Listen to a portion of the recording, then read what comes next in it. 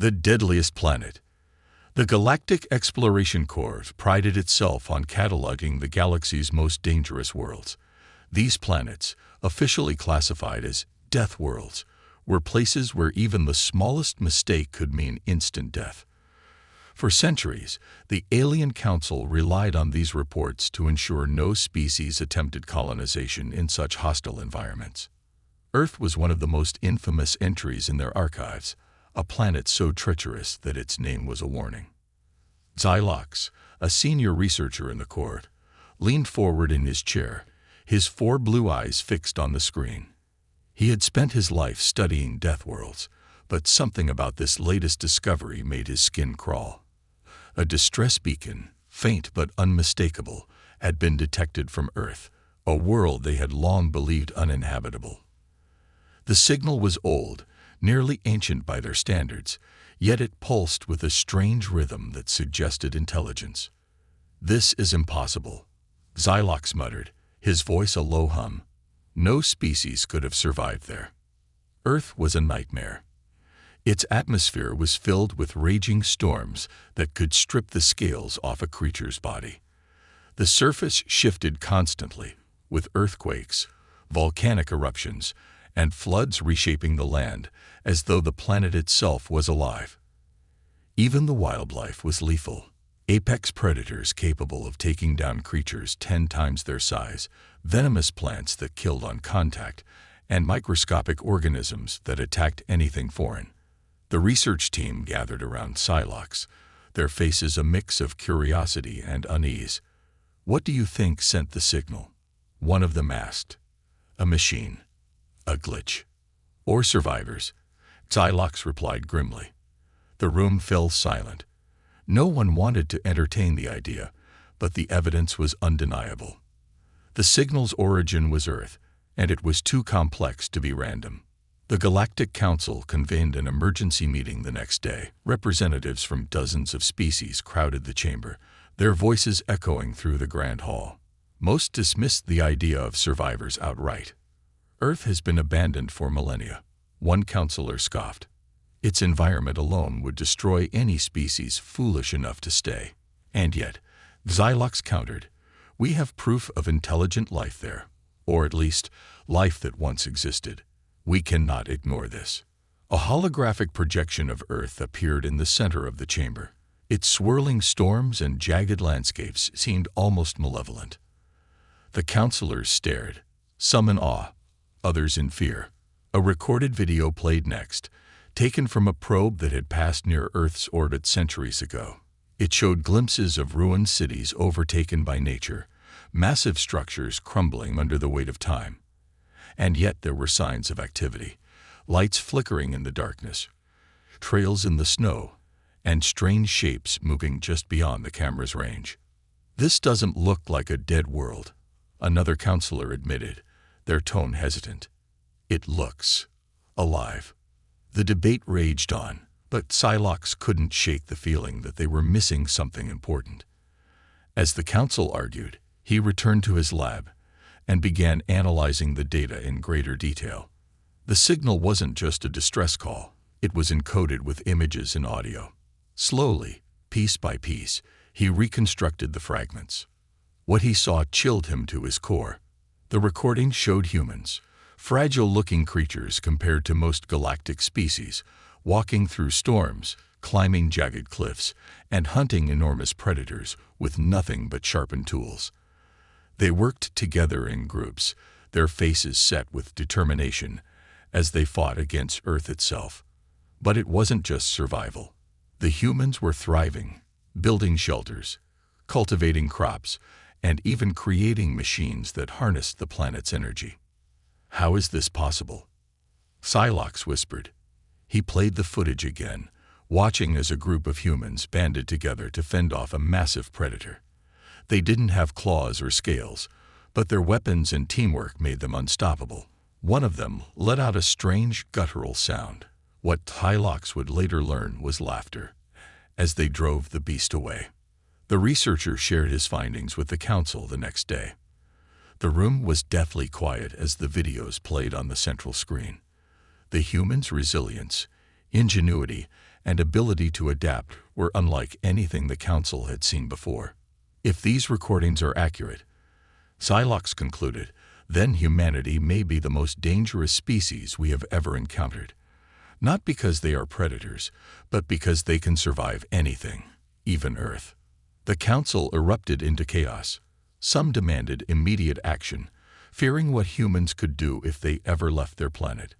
Others argued that humanity, if still alive, could be an ally, a species strong enough to endure where others failed. In the end, the Council decided to send a reconnaissance mission to Earth. A team of elite explorers would investigate the signal's source and determine whether humanity still existed. But as the ship prepared for departure, Psylocke couldn't shake the feeling that they were walking into something far greater than they could comprehend. As the explorer ship entered Earth's orbit, a single thought echoed in Psylocke's mind. If humanity could survive here, what else were they capable of? First glimpses of humanity. The Starlight Voyager shuddered as it broke through Earth's turbulent atmosphere. Captain Varric gripped the armrests of his command chair, his eyes fixed on the chaotic scenes unfolding on the view screen. Lightning storms raged across continents, volcanoes spewed rivers of molten lava, and massive hurricanes churned over vast oceans. "Systems are unstable," reported Talia, the ship's navigation officer. "This planet's electromagnetic fields are off the charts." "Hold her steady," Varric commanded. "We need to find the source of that signal." As they descended, the crew expected to see a barren wasteland. Instead, they glimpsed sprawling forests, towering mountains, and, most surprisingly, signs of civilization. Structures that defied the planet's wrath stood tall, some even illuminated against the darkened skies. "Impossible," muttered Kellen, the science officer. "No life forms should survive here, let alone build." Suddenly, the ship's alarms blared. "Captain, multiple objects approaching at high speed," shouted Rena, the tactical officer. Before they could react, sleek, unmanned aerial vehicles surrounded the Starlight Voyager. The drones emitted beams that scanned the ship, penetrating their advanced cloaking technology. "How are they detecting us?" Varric demanded. "Unknown, sir. Our systems are being hacked," Rena responded, frantically pressing controls. The ship's engines powered down abruptly. "We're losing altitude," Talia yelled. "Braced for impact." The vessel plummeted, crash-landing into a dense, mist-covered jungle. The impact knocked the crew unconscious. Hours later, Varric awoke to the sound of unfamiliar voices and the sight of figures moving outside the shattered viewport. "Captain, are you all right?" Talia groaned, helping him to his feet. Before they could assess their situation, the ship's hatch was forcibly opened. A group of humans, clad in adaptive suits that shifted colors with the environment, entered cautiously. One stepped forward, removing his helmet to reveal sharp eyes and a determined expression. "Welcome to Earth," the man said in a language their translators quickly decoded. "We didn't expect visitors." Varric stared in disbelief. You're human." The man raised an eyebrow. "Last time I checked. Name's Marcus. And you are?" "Captain Varric of the Starlight Voyager. We come in peace." Marcus exchanged glances with his companions. "Peace, huh? That's a rare commodity around here." The crew was escorted out of the wreckage. As they emerged, they marveled at the sight before them. The jungle was teeming with life. Bioluminescent plants, creatures unlike any cataloged species, and technology seamlessly integrated into nature. "How is this possible?" Kellen whispered. "Our data showed this planet was uninhabitable." Marcus overheard and smirked. "That's what we wanted everyone to think." They were led to an underground facility, camouflaged beneath the forest floor. Inside, the technology was even more advanced.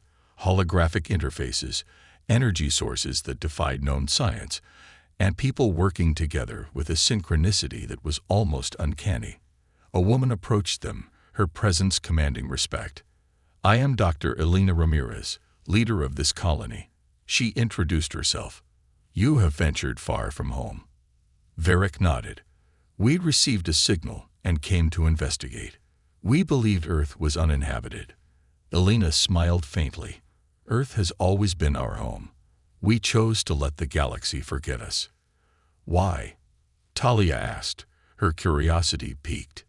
Survival, Elena replied. The universe can be a harsh place, as I'm sure you're aware.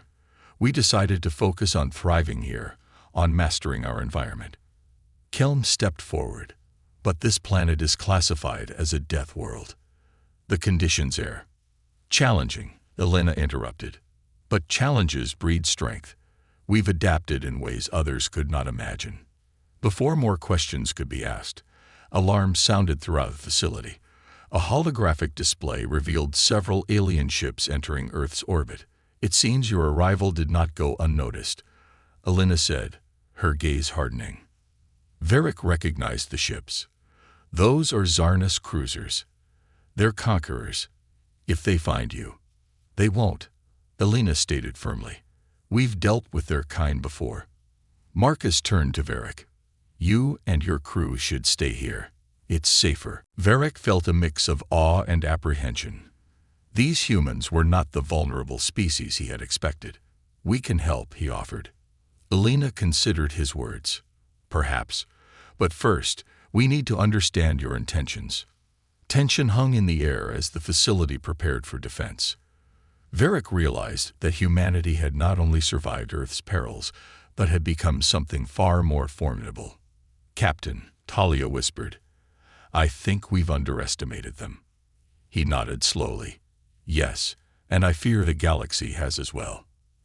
As the alien ships drew closer, the true extent of humanity's resilience was about to be unveiled. The expedition's real peril.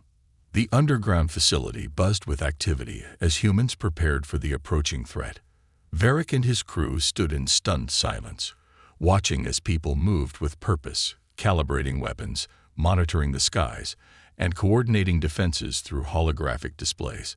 This was no scattered group of survivors. This was an organized and technologically advanced society. How did they build all this without the galaxy noticing? Kelm muttered under his breath. Before he could get an answer, Marcus motioned for them to follow. If you're going to be here, you might as well understand what you're dealing with. The aliens were led deeper into the facility. They passed chambers filled with strange devices and massive archives of data. One room, in particular, caught Varric's attention, a laboratory where humans were studying a bizarre creature. The thing was a writhing mass of tendrils, its bioluminescent veins pulsing as it thrashed inside a containment field. That's a rift beast, Kelm gasped. Those things wipe out entire colonies. How did you capture one? Marcus glanced at the creature with a shrug. It's a juvenile. Tricky to trap, but we've learned a thing or two about survival. The alien crew exchanged uneasy glances. The rift beast was considered one of the galaxy's deadliest predators. To humans, it was just another challenge. As they entered the command center, Dr. Ramirez turned to face them. Your arrival may have complicated things, Captain, she said. The Zarnus fleet detected your crash and is now investigating. They'll assume we're a backwater species ripe for conquest. They won't stop with investigation, Varric warned. If they believe you're a threat, they'll annihilate you. Dr. Ramirez's expression hardened.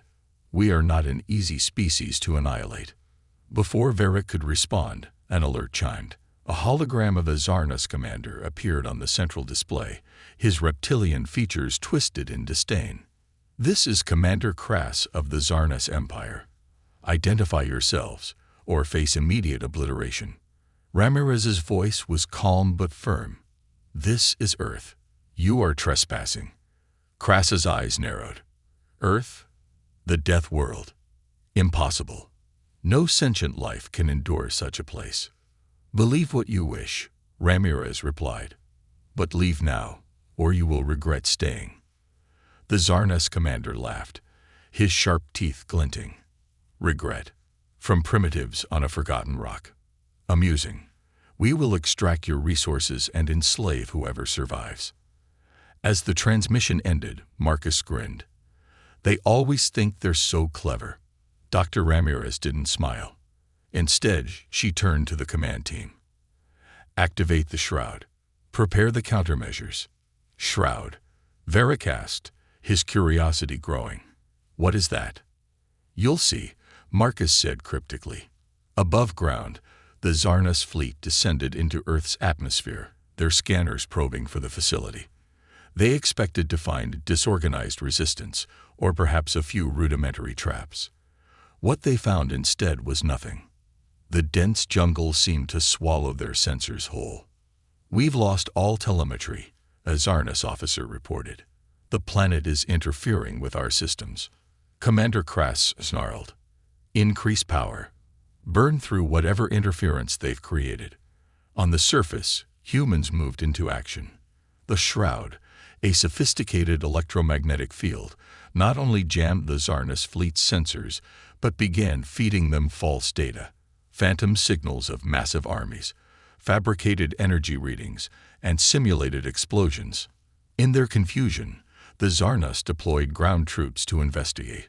Soldiers clad in advanced armor touched down, their weapons gleaming under the faint light of Earth's chaotic skies. They didn't get far. The jungle came alive. Camouflaged drones darted from the shadows, their energy blasts precise and devastating.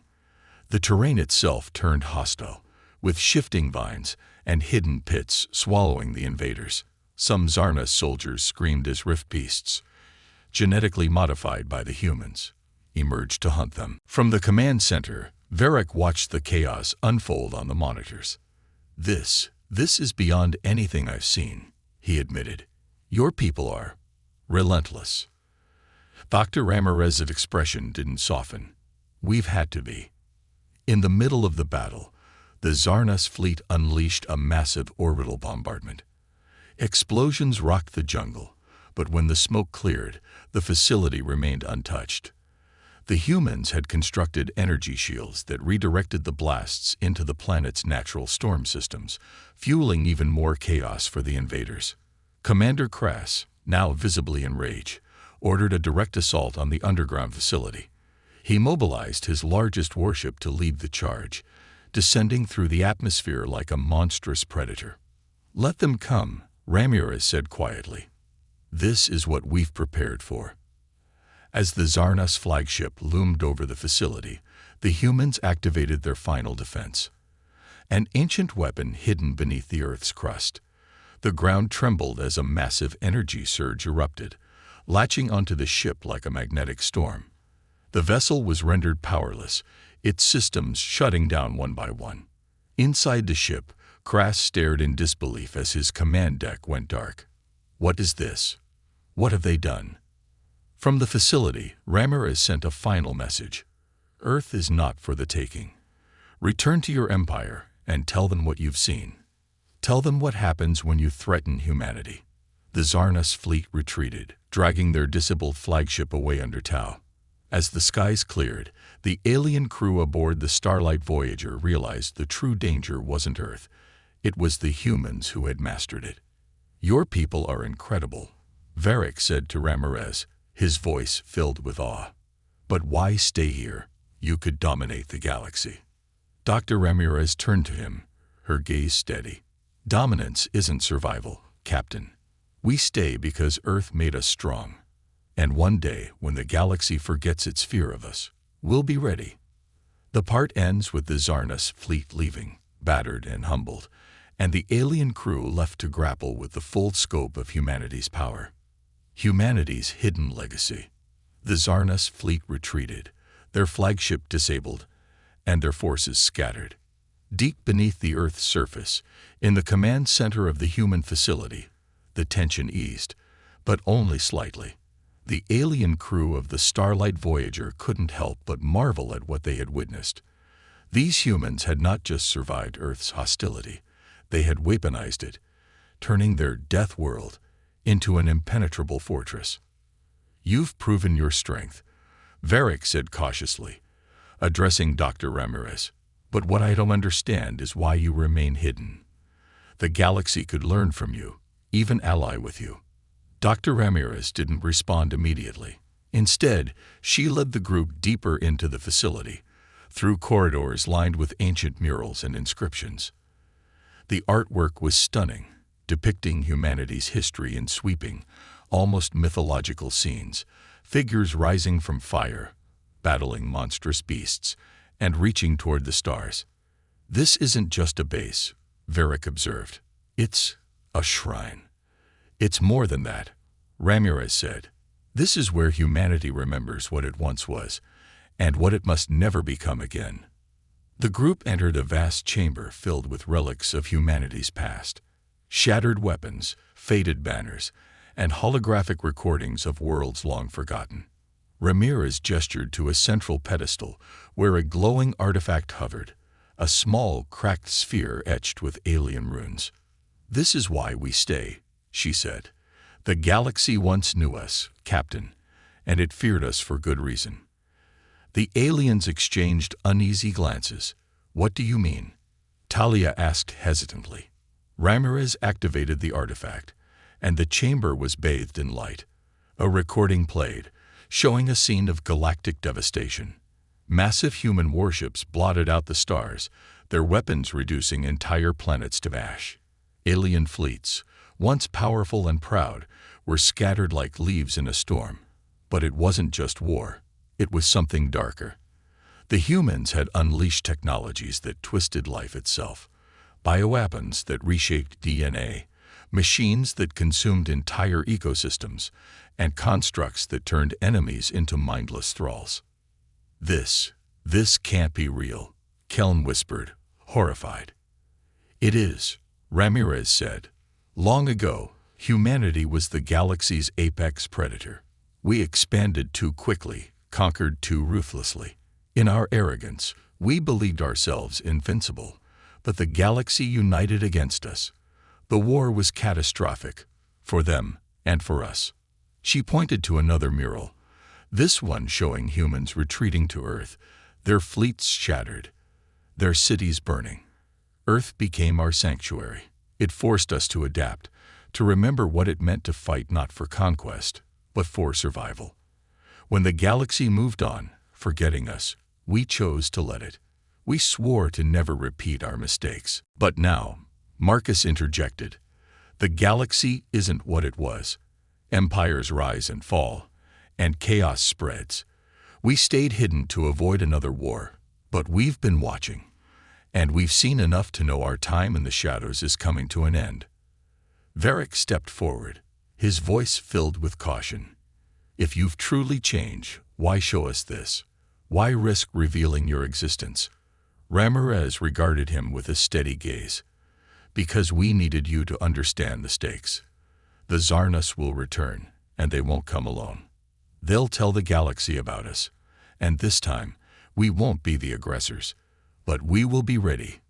Before Varric could respond, the facility's alarms blared again. A holographic display lit up, showing an incoming fleet, not Zarnus, but ships bearing the insignia of the Galactic Council itself. "They've arrived faster than I anticipated," Ramirez said grimly. "Why would the Council come here?" Varric asked. "They don't interfere with individual planets." "They don't, unless they believe the planet poses a galactic threat," Marcus replied. "And thanks to the Zarnus, Earth is back on their radar." The humans sprang into action, activating defenses and preparing evacuation plans for the facility's non-combatants. Varric and his crew were left to grapple with their role in this unfolding crisis. Their crash landing had set these events in motion, and now they had to decide where they stood. "We can help," Varric offered, though he knew his ship was crippled and his resources limited. Ramirez looked at him, her expression softening slightly. "Perhaps you can, but you'll need to understand something first." She led them to another chamber, this one holding a stasis pod unlike any they had seen before. Inside was a figure, human, but larger, almost regal in appearance. The figure's armor gleamed with a faint golden light, and its face was serene, as though it were merely sleeping. "This is the key to humanity's future," Ramirez said. "A leader from the days of our fall, preserved for the day we would rise again." We call him the Arbiter." Before Varric could ask more, the display shifted to show the Council fleet deploying ground troops. Ramirez turned to the alien crew. "Your people believe in the rules of the Council," she said. "They'll listen to you. Go to them. Buy us time." "And if they don't listen?" Talia asked. Ramirez smiled faintly. "Then you'll see what happens when Earth defends itself." The part ends with the alien crew leaving the facility to confront the Council troops, unsure whether they are walking into a negotiation or a massacre. Meanwhile, the humans prepare for the worst, their hidden legacy and ancient leader waiting to be unleashed. The Council's ultimatum. As the alien crew approached the Council's landing site, the tension was palpable. Towering ships hovered above the Earth's surface, their reflective hulls gleaming ominously under the tumultuous skies.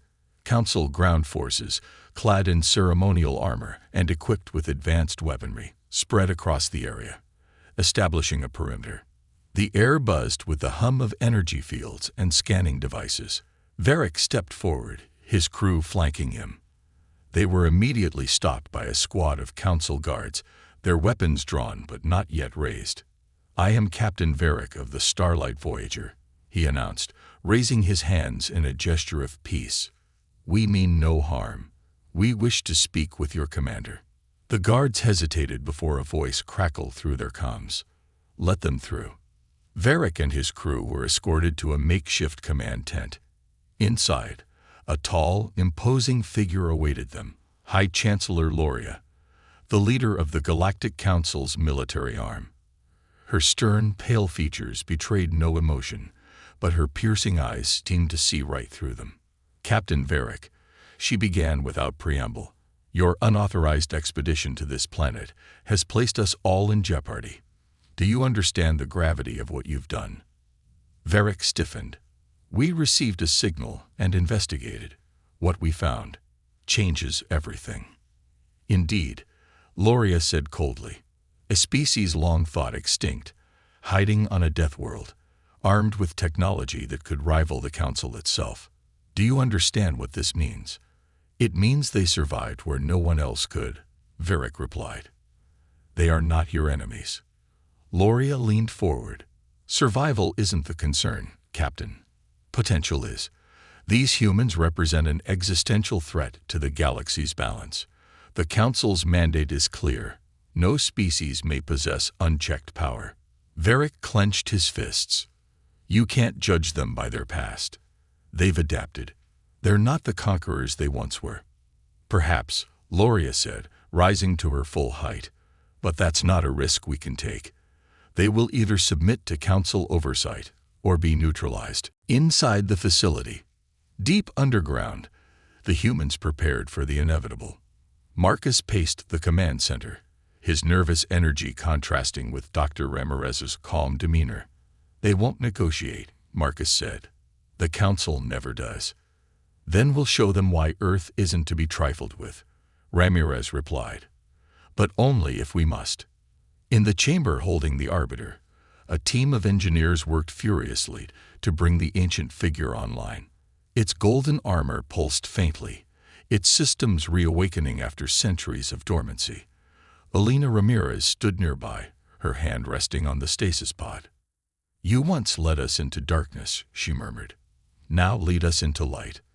The Arbiter's eyes flickered open, glowing with an otherworldly intensity. Its voice, deep and resonant, filled the chamber. "Why am I awakened?" "Because the galaxy has returned to our doorstep," Ramirez said. "And they're afraid of us." The Arbiter sat up, its movements precise and deliberate. "Good. Fear is a powerful weapon." The first strike. Above ground, the negotiations turned sour. High Chancellor Loria stepped out of the command tent, flanked by her guards. She approached the alien crew, her gaze cold and unyielding. "You will return to your people with this message," she said. "Earth will comply with the Council's demands, or it will be eradicated." Before Varric could respond, a distant rumble echoed through the air. The ground trembled as something massive shifted beneath the Earth's surface. The Council troops raised their weapons, scanning for threats. "What is that?" Loria demanded. The rumbling grew louder until the ground split open.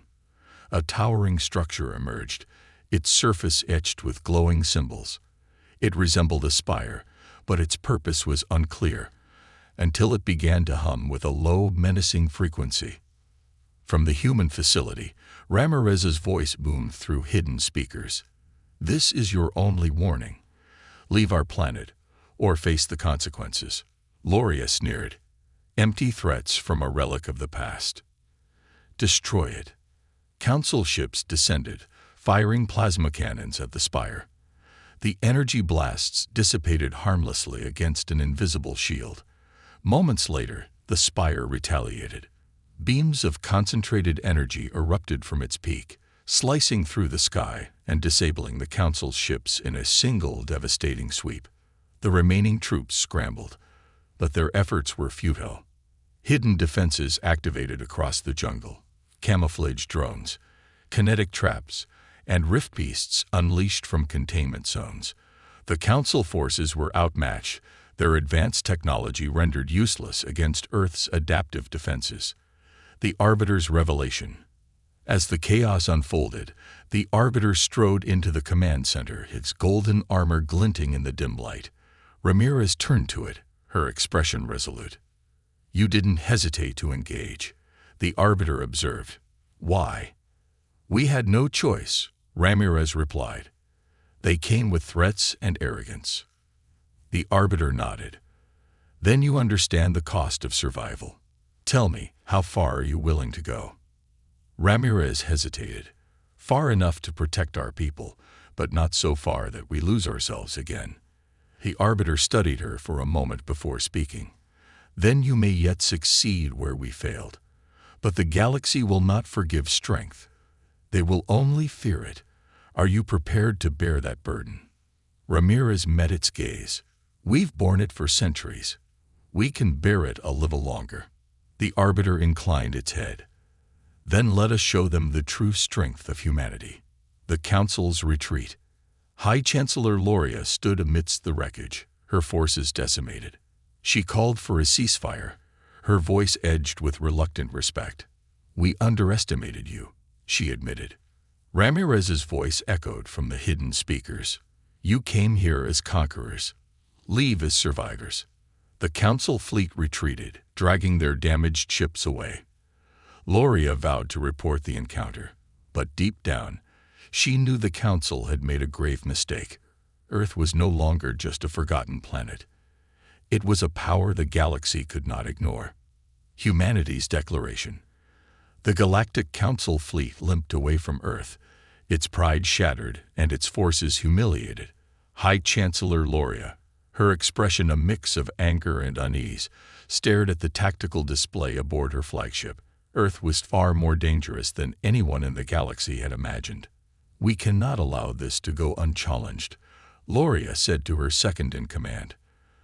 "The Council must respond swiftly and decisively, or humanity will become a beacon for rebellion across the galaxy."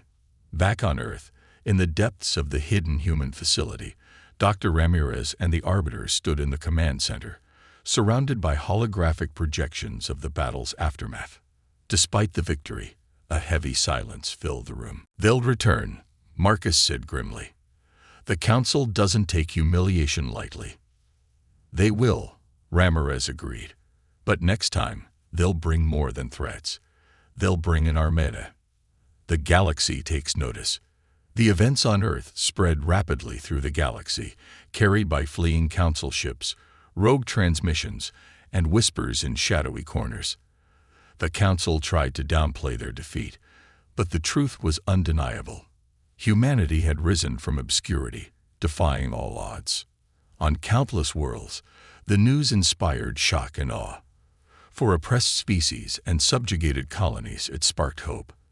If humans could resist the Council, perhaps they could too. For the galaxy's ruling factions, it stoked fear and paranoia. What would happen if humanity decided to reclaim its place among the stars? Deep within the galactic capital, the Council convened an emergency session. Representatives from hundreds of species gathered in the Grand Chamber, their voices a cacophony of alarm and speculation. "We must act," one delegate exclaimed. "Humanity cannot be allowed to disrupt the balance we have maintained for centuries." "Balance," another countered. "You mean oppression. Perhaps humanity's return is exactly what this galaxy needs." Loria silenced the room with a sharp gesture. "Enough. We face an existential threat, not a philosophical debate. If humanity chooses to expand, no species will be safe." The chamber fell silent as Loria continued. "We must decide. Will we negotiate with Earth, or will we prepare for war?" Earth prepares for the inevitable. In the human facility, Ramirez gathered her most trusted advisors, including the Arbiter. The Council's retreat had bought them time, but they all knew it wouldn't last. Humanity had remained hidden for centuries, adapting to Earth's challenges and evolving into something stronger. But now, the galaxy was watching. "We can't stay hidden anymore," Ramirez said. "The question is, do we defend our home, or do we take the fight to them?" The Arbiter spoke, its voice calm but commanding. "If you wait for them to come, they will bring destruction on a scale even Earth cannot withstand. But if you act first, you can dictate the terms of this conflict." Marcus leaned forward. "You're suggesting we attack the Council. That's suicide." "Not an attack," the Arbiter clarified. "A demonstration." Ramirez frowned. "What kind of demonstration?" The Arbiter gestured to the holographic display, which showed Earth's vast hidden arsenal, orbital platforms, advanced drones, and experimental starships hidden beneath the planet's surface. "The galaxy fears power. Show them what they fear most." The revelation. While preparations were underway, Varric and his crew remained conflicted. They had seen Earth's strength and resilience, but they had also witnessed its potential for devastation. Now, they faced a choice: ally with humanity or warn the Council of what was coming. Talia approached Varric as he stood on a high balcony overlooking the jungle. "Do you think they're right?" she asked. "That the galaxy needs to see their strength?" Varric sighed. "I don't know. But I do know this: humanity has been underestimated for too long. If the Council won't listen to reason, perhaps a show of force is the only way." The demonstration. The Arbiter's plan unfolded with precision. Earth's engineers activated long-dormant systems, reawakening ancient technologies that had been hidden for millennia. In orbit, cloaked platforms powered up, their massive energy arrays humming with stored potential. A single ship, a prototype starship called the Phoenix, was launched into space. Unlike the lumbering warships of the Council, the Phoenix was sleek, agile, and bristling with experimental weaponry. It carried no crew. Its mission was simple: deliver a message. As the Phoenix approached the Galactic capital, Council defenses scrambled to intercept it. Their ships were fast, but the Phoenix was faster. It danced through their ranks, disabling their systems without a single fatality.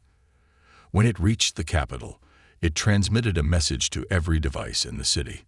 The holographic image of Ramirez appeared, her expression calm but unyielding. "To the Galactic Council and all species of the galaxy. Earth has endured where others have fallen. We seek neither conquest nor domination, but we will not bow to threats or oppression. If you wish for peace, come to us with open hands. If you bring war, you will find Earth ready."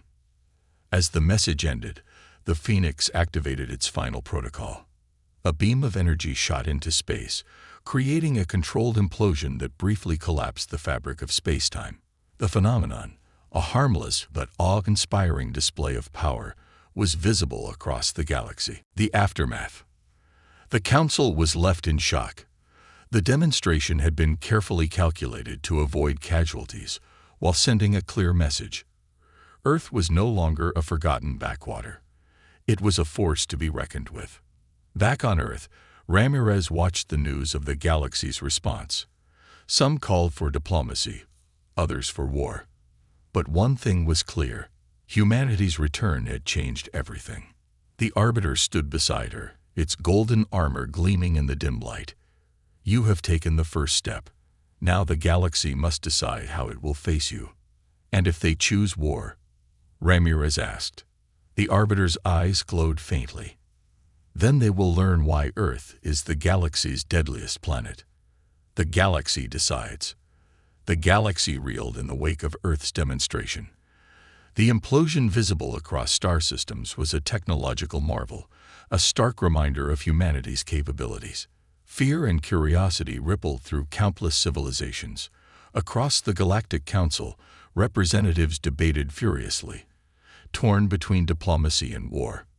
High Chancellor Loria sat in the Council's chamber, her expression unreadable. She had seen many threats to galactic peace, but none had unsettled her like this. Earth wasn't just strong, it was calculating. And worse, it had learned patience. Earth's message spreads. On Earth, Dr. Ramirez and her team monitored the galaxy's response. Rogue transmissions from fringe colonies expressed admiration for humanity's resilience. Some even offered alliances, while others begged for Earth's protection. But the dominant voices were those of fear. Reports are flooding in, Marcus said, scrolling through intercepted communications. Dozens of systems are calling for the Council to strike before we grow stronger. And what of those who seek peace? Ramirez asked. They're in the minority, Marcus admitted, but their numbers are growing. Ramirez nodded. We must give them time. Time to see that peace is better than destruction. The Arbiter entered the room, its golden armor catching the faint light. Time is a luxury the galaxy rarely affords, it said. The Council will act out of fear, as they always have. Then we prepare, Ramirez replied. Not just for war, but for a chance to end this cycle once and for all. The Council's ultimatum. Weeks later, the Council's decision arrived. A single envoy ship entered Earth's orbit, broadcasting a message to all frequencies. High Chancellor Loria's face appeared, her tone formal, but laced with tension. To the leaders of Earth, the Galactic Council demands your unconditional surrender. Disarm your defenses, submit your technologies for inspection, and integrate into the Council under strict oversight. Refusal will result in your annihilation. In the Human Command Center, Ramirez watched the transmission without flinching. The Arbiter stood beside her, silent and imposing. Open a channel, Ramirez said. The response was immediate. Her holographic image appeared before the Council's envoy. We will not surrender, she said calmly. We seek cooperation, not submission. If the Council insists on war, Earth will meet it with resolve. Loria's eyes narrowed. You gamble with the lives of your people. And you gamble with the future of the galaxy, Ramirez countered. Humanity has seen the cost of unchecked power. Have you? The channel closed, and for a moment, there was silence. Then the envoy ship turned and retreated into the void. The Galactic Armada. Days later, the largest armada in galactic history converged on Earth. Hundreds of ships, each bristling with advanced weaponry, surrounded the planet. Loria herself commanded the fleet, her flagship towering over the others. Inside Earth's facility, the tension was thick. Ramirez stood at the command console, her expression unreadable. The Arbiter remained beside her, a silent sentinel. Defenses are ready, Marcus reported. Orbital platforms armed, drones deployed, shields at full capacity. Ramirez nodded. Let's see if we can avoid using them. As the Armada moved into position, a final transmission came through. Loria appeared on the central display, her tone colder than ever. This is your last chance, she said. Surrender or be destroyed.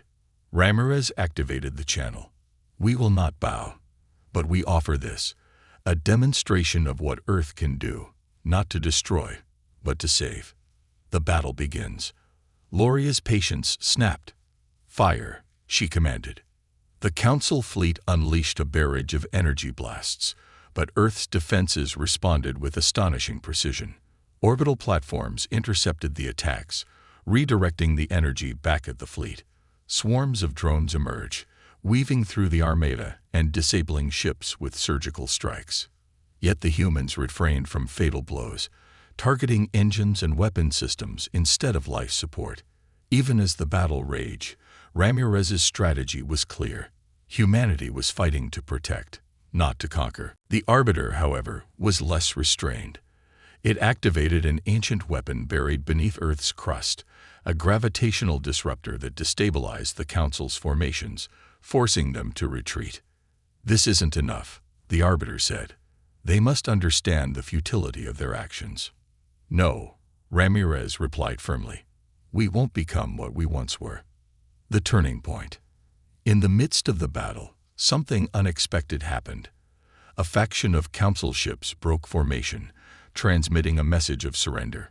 Their captains, inspired by Earth's restraint, refused to continue the fight.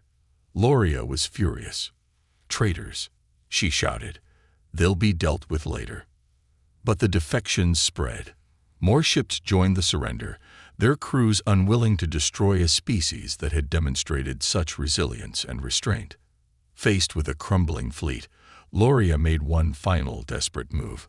Her flagship charged a massive weapon, aiming to obliterate Earth in one strike.